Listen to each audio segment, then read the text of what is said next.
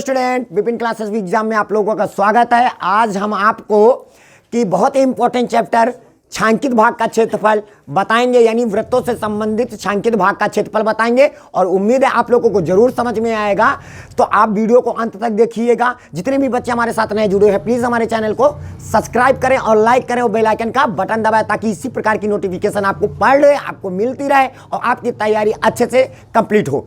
ठीक है, तो बहुत बच्चे अभी बोर्ड परीक्षा की तैयारी नहीं कर रहे हैं, ये बहुत ही गलत बात है। तो आपको बोर्ड परीक्षा की तैयारी अभी से करना स्टार्ट कर दीजिएगा, क्योंकि अभी ज़्यादा ठंड नहीं पड़ रही है। ठीक है, तो अभी पढ़ने में सबसे ज़्यादा मज़ा आता है। ठीक, आनंद इसी मौसम में सबसे ज़्यादा पढ़ने में आनंद आता है। आप आराम से पढ़िए, क्योंकि इस समय जो हमारा जो माइंड होता है वो बहुत शार्प होता है। ठीक है, तो बहुत मतलब ज़्यादा गर्मी नहीं है ना ज़्यादा ठंडी है।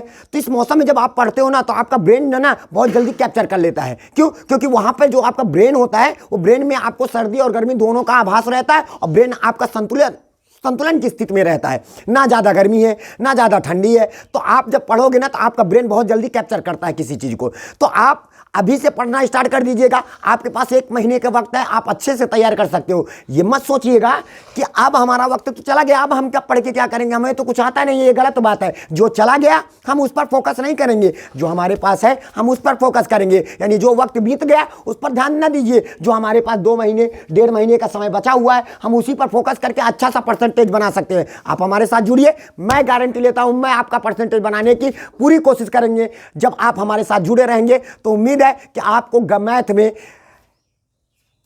मैथ में 70 में कम से कम आपको 50+ हम दिला के रहेंगे। ये गारंटी है। हम उन टीचरों में से नहीं है कि आपको हम कह दें ओ बाबू 70 में 70 भी दिलाएंगे, 70 में 70 दिलाएंगे, वो नहीं है।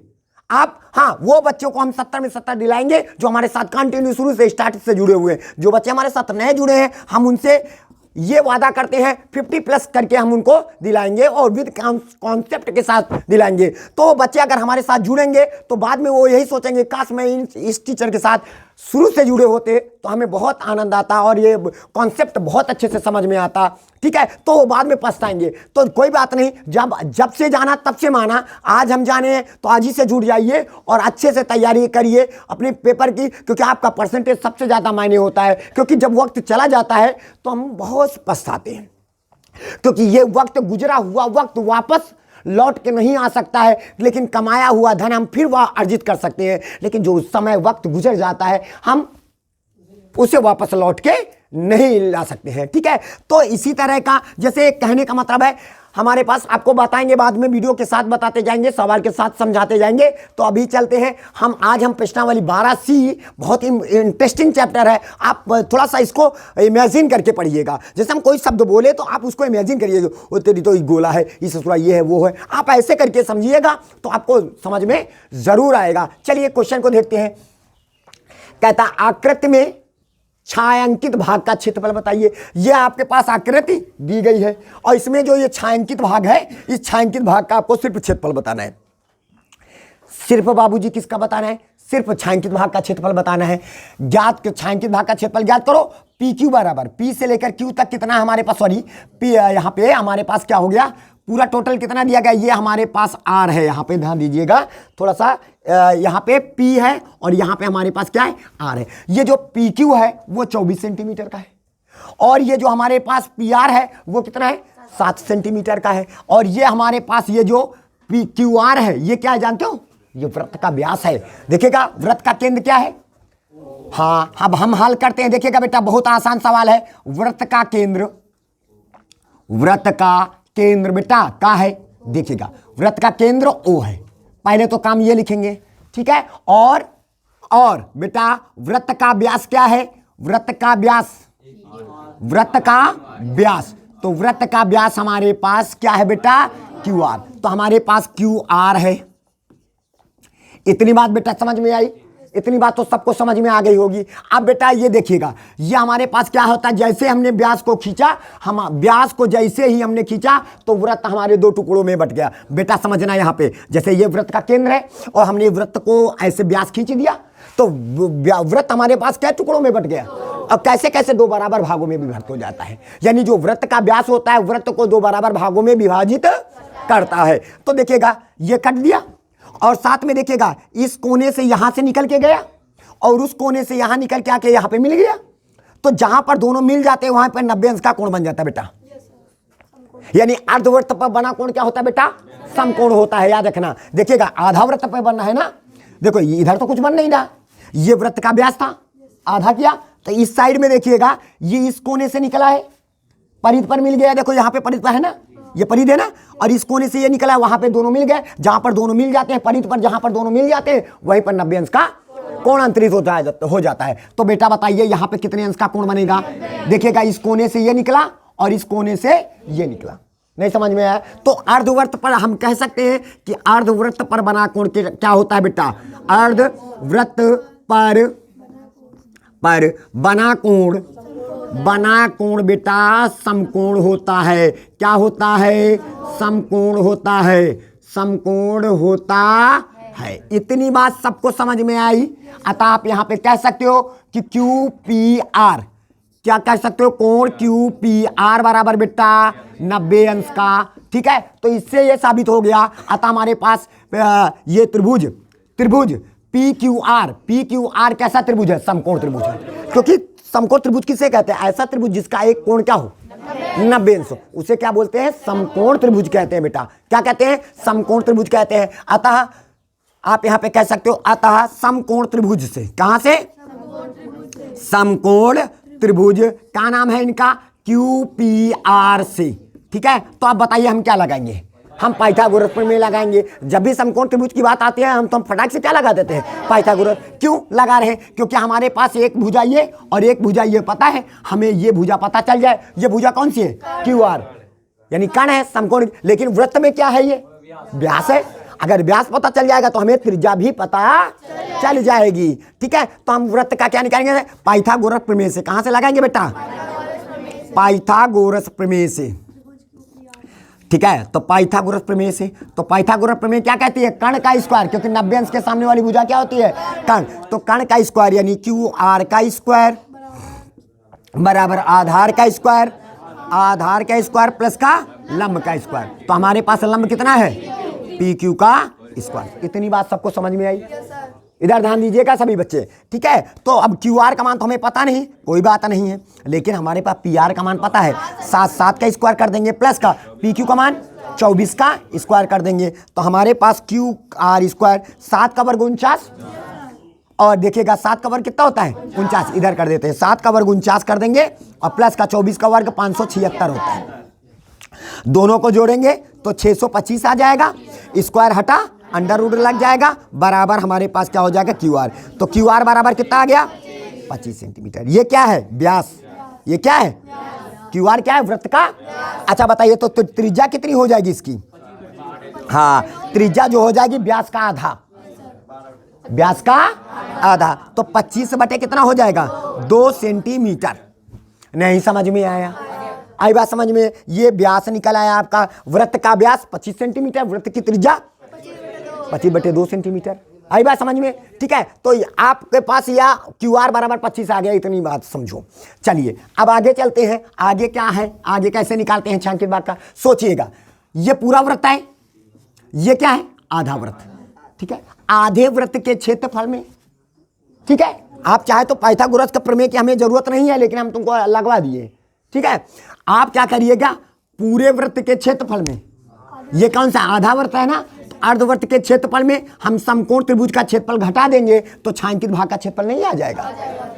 नहीं आया? तो आप यहां पे क्या लिखोगे बेटा? छायांकित भाग का क्षेत्रफल। भाग का क्षेत्रफल कभी कभी हमें हो गया, तो कैसे निकालोगे? वृत्त, अर्धवृत्त का क्षेत्रफल बेटा क्या करोगे?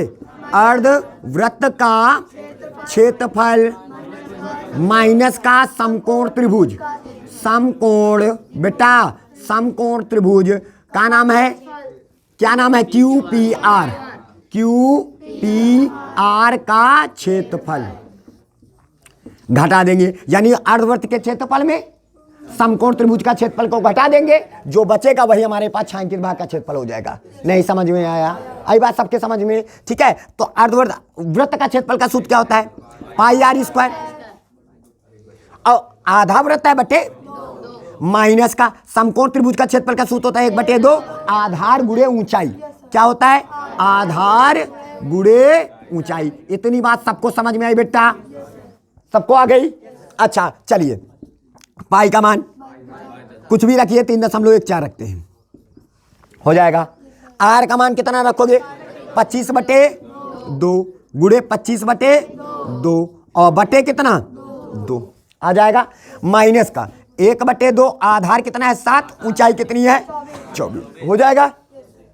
2 से काटेंगे, 2 1 9 2, ये 12 आ जाएगा, 12 7 84। ठीक है, अब यहाँ पे 2 से काट लीजिएगा, 25 को 25 से गुणा करिएगा 625, और 625 को चले सबसे पहले 2 दूनी 4, 4 दूनी 8, तो टोटल हम 8 से क्या करेंगे? इसको काट लेंगे। तो यहाँ पे आप थोड़ा सा कैलकुलेशन यहाँ करके दिखाते हैं आपको, तो 25 को 625 हो जाएगा, तो 3.14 गुणे 625, इसको मल्टीप्लाई करते हैं पहले, ठीक है, और बटे 8 कैलकुलेशन करके इधर हम आपको बताते हैं। ठीक है, तो अब चलिए कितना आ जाएगा हमारे पास, गुणा करते हैं। तो चलिए पहले 8 1 9 8, पहले तो 8 1 9 8 डायरेक्ट गुणा कर लीजिएगा, तो इसको 0 दशमलव लगाएंगे इसे करके ना, क्योंकि अंक दशमलव के बाद उधर वाला पकड़ लिया। तो 8 का पढ़ा पड़ी 31 से आगे नहीं जाने पाए, 8 3 24, 8 3 24, कितना बचा इसके पास? 7, कितना हो गया? 74, 8 9 72, क्या बचा इसके पास? 2 बचा, 0 लग गया, 8 दूनी 16, 8 5 40, इतना आ जाएगा। अब इन दोनों को आपस में क्या करोगे? 0.3925 को आपस में गुणा कर दीजिएगा। चलिए गुणा करते हैं। जब हम गुणा करेंगे बेटा, तो 5 25 की 5 हासिल लाया 2, और 5 दूनी 10, 2 12, 12 की 2 हासिल लाया 1, 5 45 से 46 की 6 हासिल लाया 4, और 5 15, 15 और 4 19, बाद में हम दशमलव लगाएंगे। ठीक है, 2 से गुणा करेंगे, 2 5 10, 2 दूनी 4 1 5, 2 नहीं 18, 18 की 8 हासिल लाया 1, और 2 3 6 1 7, ये हो गया। आप किससे गुणा करोगे? 6 से। 6 5 30 की 0 हासिल लाया 3, 6 दूनी 12 3 15 की 5 हासिल लाया 1, 6 नहीं के 54 54 1, 55 की 5 हासिल लाया 5, और 56 36 18 18 5 23 हो गया। गुणा समझ में आ रहा है ना?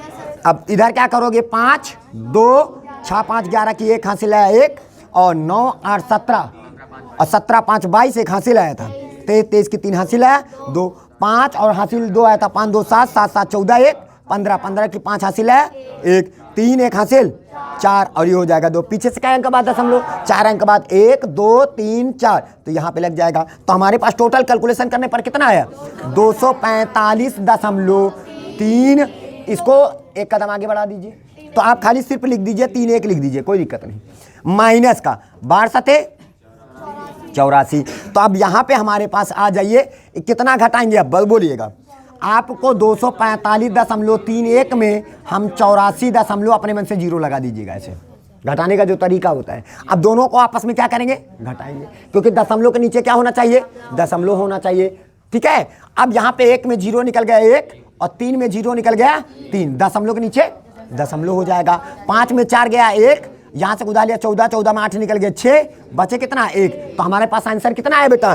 तो 161.31 वर्ग सेंटीमीटर, क्योंकि आपको छायांकित भाग का क्षेत्रफल, यानी इस छायांकित भाग का क्षेत्रफल टोटल कितना आया? 161.31 वर्ग सेंटीमीटर। आई बात समझ में?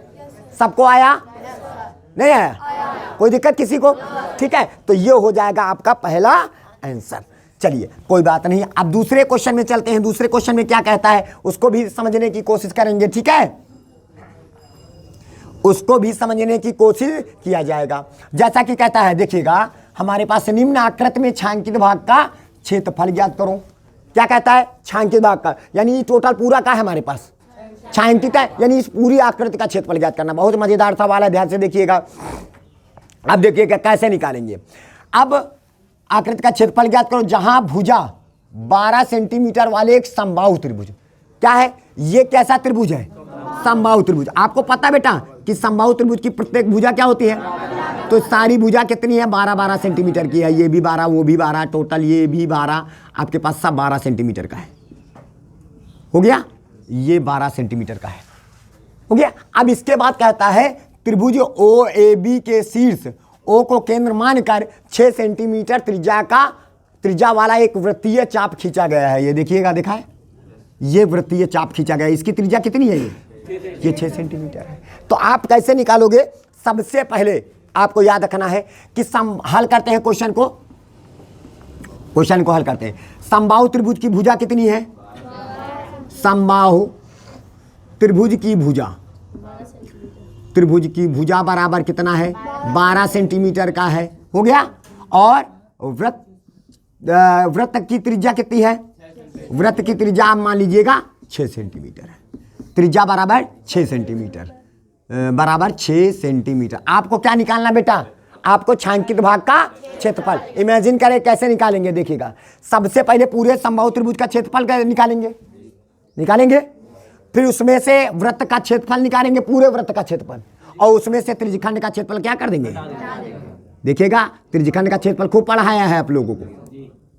और आप जानते हो समबाहु त्रिभुज का प्रत्येक कोण कितने अंश का होता है? 60 डिग्री का होता है। पता है ना सब लोगों को? तो यहां पर केंद्र पर कितने बनेगा? नहीं समझ में आया? समबाहु त्रिभुज का प्रत्येक कोण, समबाहु त्रिभुज का प्रत्येक कोण कितना होता है? कोण 60 अंश का होता है। कितना होता है? 60 अंश का होता है। अब कैसे होता है ये भी जान लो। अब बताइए, समबाहु त्रिभुज का प्रत्येक कोण 60 डिग्री का होता है। समबाहु त्रिभुज की प्रत्येक भुजा बराबर होती है। देखिएगा, या भुजा 12, ये भुजा बराबर, ये भुजा बराबर। यदि किसी भी त्रिभुज की भुजाएं बराबर होती हैं तो उनके सम्मुख कोणें भी क्या होती हैं? बराबर होती हैं। सोचिए, कोण ए प्लस का कोण बी प्लस का कोण सी बराबर क्या होता है? 180। इसको आपको खाली क्या कर रहे हैं? आपको सिद्ध करके दिखा रहे हैं। अब देखिएगा, तो ये भी 12, ये भी 12, ये भी 12, तीनों भुजाएं 12-12 की हैं, तो उनके सम्मुख कोणें भी क्या होंगी? बराबर होंगी। जब भुजाएं बराबर हैं तो उनके सम्मुख कोण भी बराबर होंगे। तो इसका मतलब जो कोण ए लिख लिया, कोण बी किसके बराबर होगा? ए के। नहीं आया? जब भुजाएं बराबर हैं, जैसे कोण ए ये 12 का है तो ये 12 का, तो इसके सम्मुख कोण क्या है? ए, और इसके सम्मुख कोण क्या है? बी। तो इसका मतलब कोण ए जो है कोण बी के बराबर होगा। तो कोण ए और ये कोण बी की जगह पर कोण ए रख दिया जाए।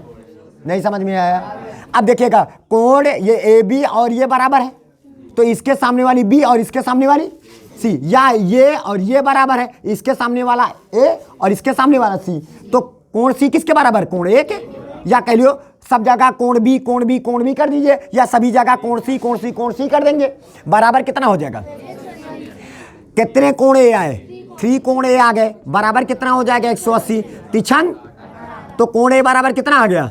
जब कोण ए बराबर 60 आ सकता है तो कोण बी और कोण सी भी 60 अंश का आ सकता है। नहीं समझ में आया? बात आ रही समझ में? तो इस प्रकार हम ये जानते हैं कि समबाहु त्रिभुज का प्रत्येक कोण कितने अंश का होता है। क्लियर? जो हमने यहाँ पे डायरेक्ट लिख दिया, हमने यहाँ पे आपको सिद्ध करके दिखा दिया है। तो ये आप यहाँ पे कॉन्सेप्ट आपको क्लियर होना चाहिए कि समबाहु त्रिभुज का प्रत्येक कोण कितने अंश का होता है बेटा? 60 डिग्री का होता है। कितना होता है? 60 डिग्री का होता है। अच्छा चलिए, अब उसके बाद बेटा ये हो गया हमारे पास 60 डिग्री हो गया। अब आपको क्या करना है? आपको निकालना है छायांकित भाग का क्षेत्रफल। देखिएगा बेटा कैसे निकालते हैं भाग का क्षेत्रफल। कैसे निकालते हैं देखिएगा, एकदम हिलुआ बना देंगे सवाल को, एकदम हिलुआ बनाएंगे सवाल को। जरा देखिए, सबसे पहले हम समबाहु त्रिभुज का क्षेत्रफल पूरा निकालेंगे। क्या निकालेंगे बेटा? समबाहु त्रिभुज का क्षेत्रफल। फिर उसमें क्या जोड़ेंगे? प्लस पूरा वृत्त जोड़ देंगे। ठीक है, पूरा वृत्त का क्षेत्रफल है ना, वृत्त का क्षेत्रफल। अब उसमें माइनस क्या कर देंगे? हाँ, इसको माइनस कर देंगे क्योंकि ये 2 जगह जुड़ गया है। माइनस का बेटा, माइनस का त्रिज्यखंड का क्षेत्रफल। नहीं समझ में आया? सबको आ गया बेटा? त्रिज्यखंड का क्षेत्रफल ये कर दिया। बाउंस तो नहीं मारा? देखिएगा, पूरा समबाहु त्रिभुज पूरा पकड़ लिया, त्रिभुज तो पूरा पकड़ा तो ये हिसाब की बार भी आया देखो। और जब पूरा वृत्त पकड़ा तो उसमें भी आया, तो हम एक बार घटा देंगे त्रिज्यखंड। और ये है कौन सा हिस्सा? त्रिज्यखंड है। कौन सा है? त्रिज्यखंड।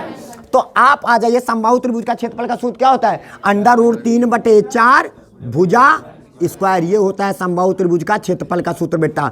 समझ में आया? देखिएगा, सारा सूत्र का खेला है। ठीक है, प्लस वृत्त का क्षेत्रफल का सूत्र होता है πr² हो जाएगा। फिर उसके बाद माइनस का त्रिज्यखंड का क्षेत्रफल होता है πr² θ/360। क्लियर?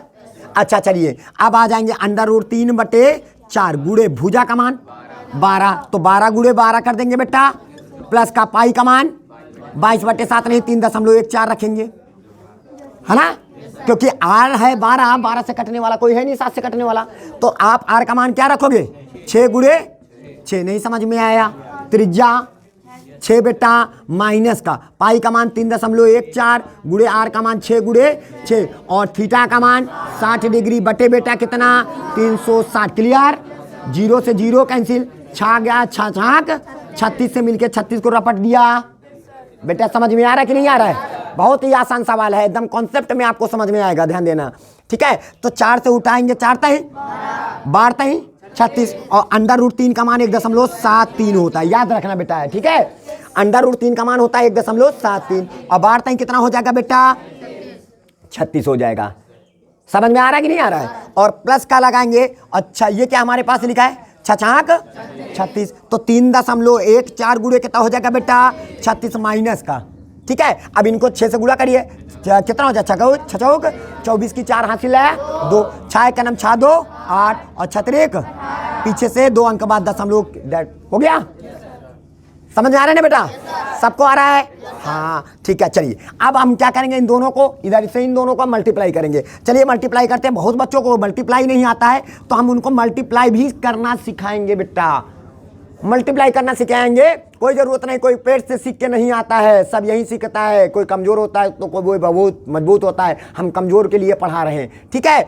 तो चलिए 6 18 की 8 हासिल आया 1, 6 को 7 से गुणा करें 6 7 42, 1 हासिल आया था, 43 की 3 हासिल आया 4, 6 का नाम 6 और 4 10 हो गया, नहीं आया।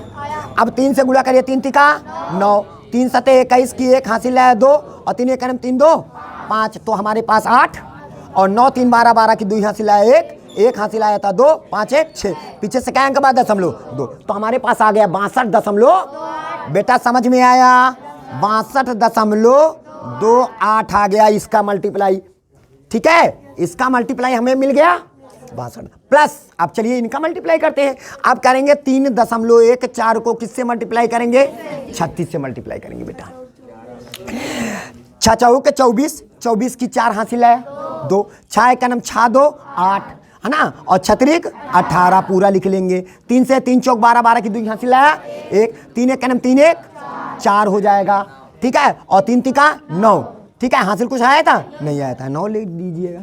अब जोड़िए 4 8 2 10 10 की 0 हासिल है 1, और 8 4 12 1 13 की 3 हासिल है 1, और 9 1 10 1 11, पीछे से क्या अंक बाद 2 अंक बाद ये आ जाएगा, तो हमारे पास 113.04। समझ में आया बेटा?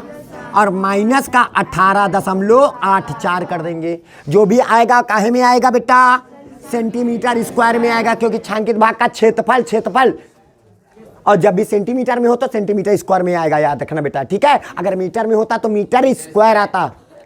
बताइए समझ में? चलिए अब चलिए इन दोनों को आपस में क्या करेंगे, जोड़ेंगे। 8 और 4 कितना होता है, 12 12 की 2 हासिल है 1, 2 और 0 2 होगा, और हासिल आया था 0 लगा दिया। समझ में आ रहा है कि नहीं आ रहा है? और उसके बाद 2 और 3 कितना होता है 5, तो हम 5 लिख लेंगे। 6 1 कितना हो जाएगा 7, और कितना हो जाएगा 1। समझ में आ रहा है बेटा? माइनस का 18.84 हो जाएगा। इतनी बात सबको समझ में आई? आगे बेटा कोई दिक्कत? कैलकुलेशन ही है तो है, ठीक है। चलिए यहाँ से उधार लेंगे। चलो बहुत बच्चों को घटाना नहीं आता है, तो हम उनको घटाना भी बताएंगे, सब बताएंगे बेटा, इसमें सब मिलेगा आपको। बस हमारे साथ देखते जाइए, वीडियो को अंत तक देखिएगा, सारा सिस्टम आपको इसी में मिलेगा, कहीं दूसरे में वीडियो में जाने की जरूरत नहीं है, सब यहीं पे समझाएंगे। कितना घटाएंगे, 175.32। देखिएगा बेटा ये हो गया। आप कितना घटाओगे, दशमलव के नीचे पहले दशमलव लिख लीजिएगा, और 18 ऐसे लिखेंगे, और इधर कितना लिख देंगे 8 और 4 लिख देंगे। आई बात समझ में? चलिए इसको क्या करेंगे बेटा, घटाएंगे। तो यहाँ से उधार लिया 12 12 में 8 4 निकल गया 8, यहाँ क्या बचे 2, एक उधार लिया 12 12 में 8 निकल गया 4 हो जाएगा।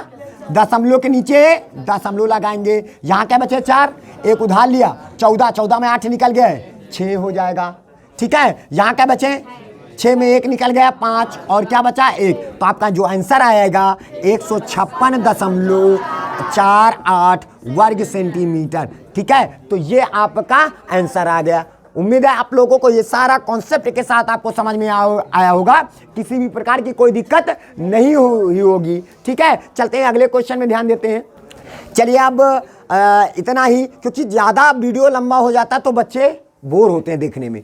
ठीक है, तो आज का वीडियो यहीं तक है। यही दोनों सवालों को आपको अच्छे से कॉन्सेप्ट आपको समझ में आ गया होगा। देर कहते हैं देर सही दुरुस्त सही, दुर्घटना से देर ही भली। हमने देखो 2 ही सवाल आपको बहुत ही आसान तरीके से, बहुत ही बेसिक तरीके से आपको समझाने की कोशिश किया। उम्मीद है आप लोगों को जरूर समझ में आया होगा। अब हम जय आपसे बोलते हैं, जय हिंद, जय भारत।